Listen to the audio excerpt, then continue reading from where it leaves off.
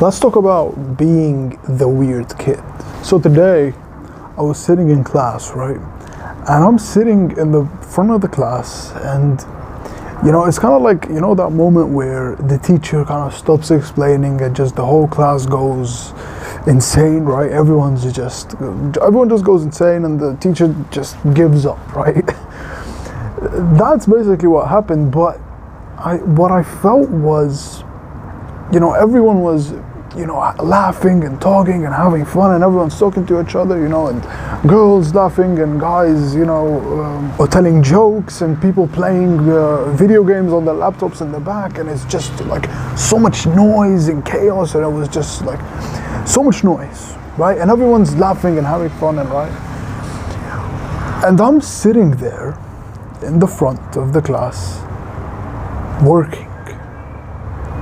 And it hit me. I just felt like I'm the weird kid, right? I'm the weird kid. I'm the different kid, if that makes sense.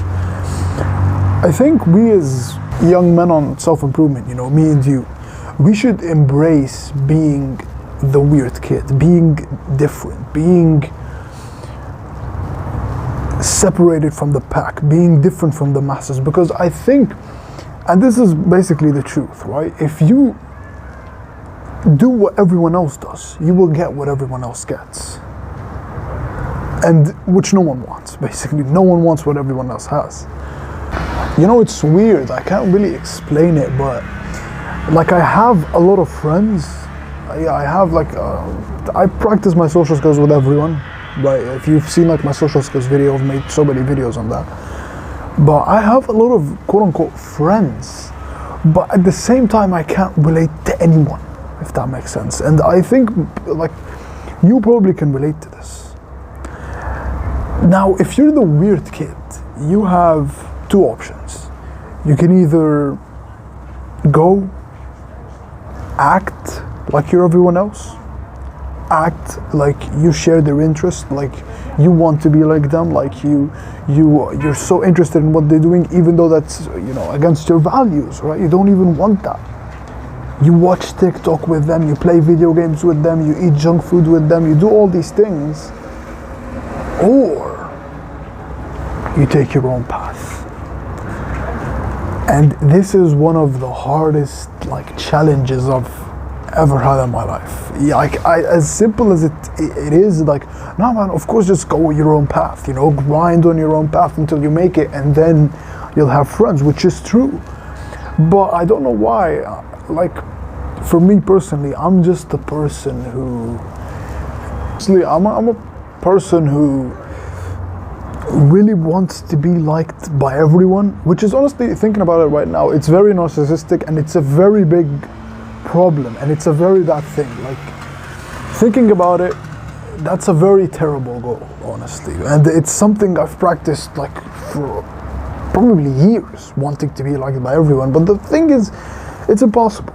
It's impossible to be liked by everyone. You can be liked by many people, but you can't be liked by everyone, because everyone is different, and you will have people who hate you. And that's what I learned in life.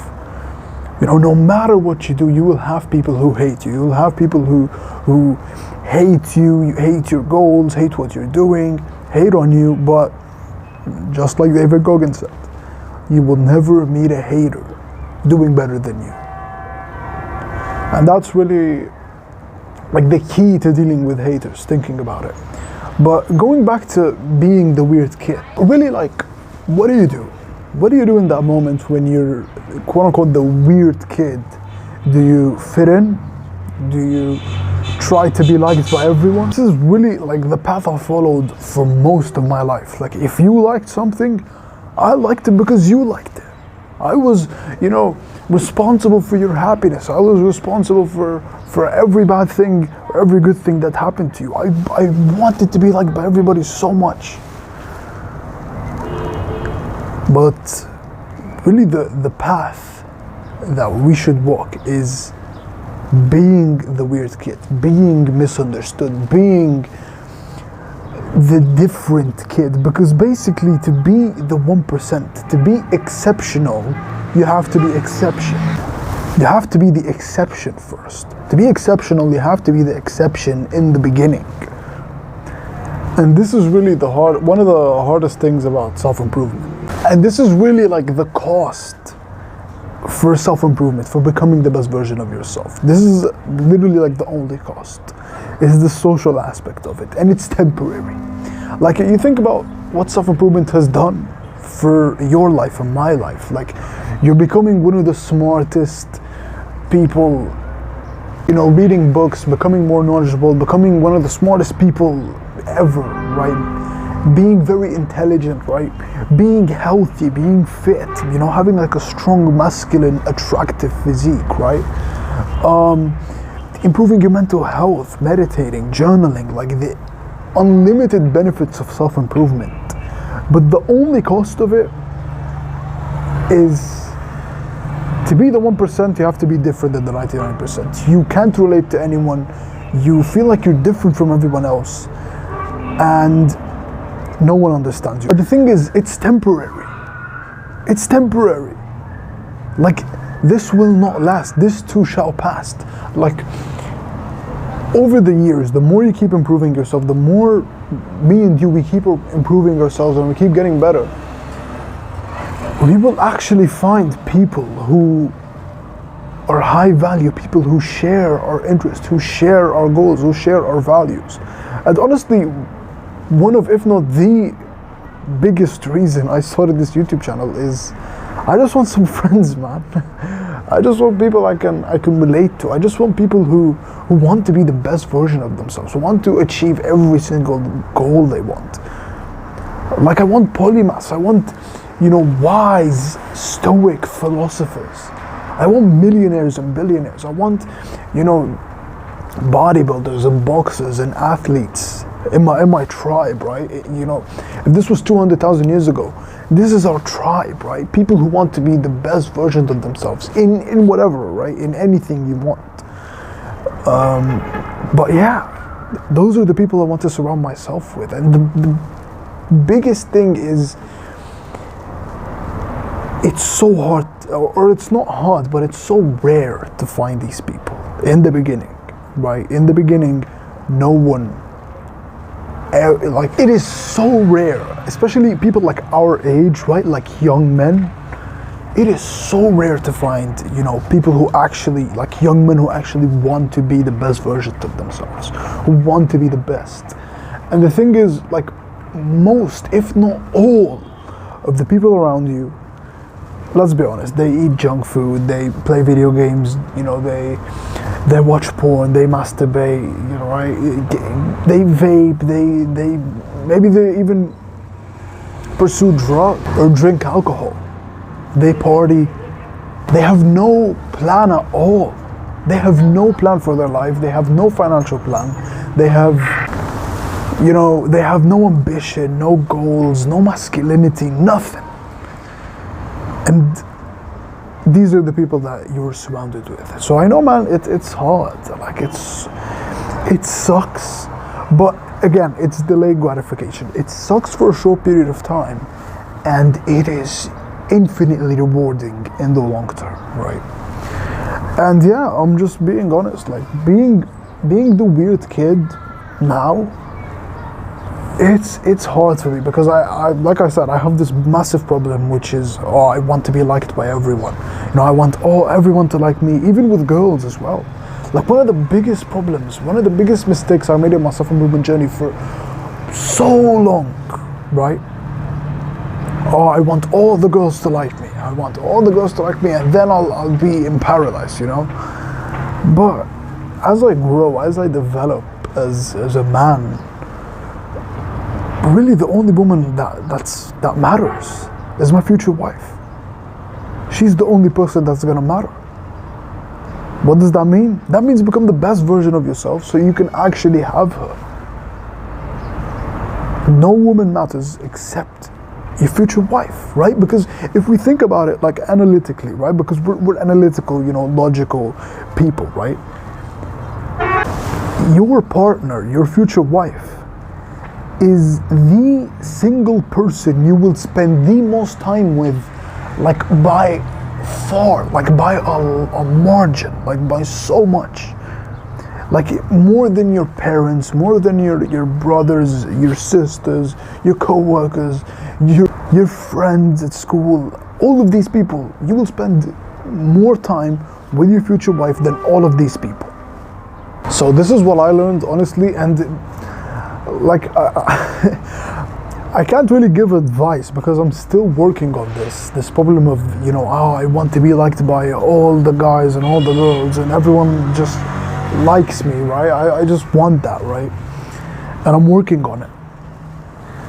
But if I can give you one piece of advice based on, you know, everything I know, you know, this is like my 4th year on self-improvement, based on what I learned, don't wish to be liked. Don't wish to be liked by everyone. Don't wish to be liked even by girls, right? Because the only woman that's gonna matter is your future wife. And the thing is, we are so accustomed to other people. We are such social creatures that, you know, being that loner, right? Being that kid who follows his own path. To other people, oh my God, like people are just shocked at you. People are just shocked at, oh my God, you're so different from us. You've changed so much. You know, people get shocked. And just like, you know, Greg Plitt and Tyrese Gibson, like these masculine, strong men said, you know, there's always gonna be a party. There's always gonna be pretty girls. There's always gonna be alcohol. There's always gonna be drugs. There's always gonna be parties and you know, the disco and whatever. But what's not always gonna be there is your future and your dreams and you becoming the best version of yourself. And that's the key. I think that's the lesson I want to get across is it doesn't mean anything. Right? It doesn't mean anything, you know, fitting in and trying to be like everyone else, it's useless. And the thing is, that's not even fun for us. Like for me and you, man, that's not even fun. That's boring. Like once you get to a certain level of self-improvement, you know, because these things were fun for me, I'm not gonna lie, like video games and porn and, you know,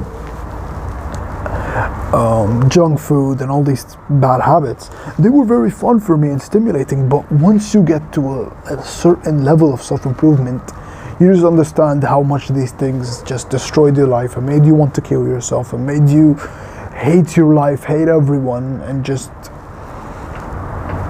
it's not even fun for you anymore because you know how destructive these habits are. And what's really fun for you is going to the gym, is reading, is meditating, is journaling. Basically, if you're going through like the same thing, if you can relate to what I'm saying, just understand like this is all temporary. This will all just fade, right? When you become successful, of course. But when you become successful, you'll just have people you can relate to. You will have people who are like your true like homies, right? Your true friends, your ride or die brothers. And yeah, like in the beginning, we will not have friends at all. We will not have, you will have friends, but you won't have people you relate to, like your brothers.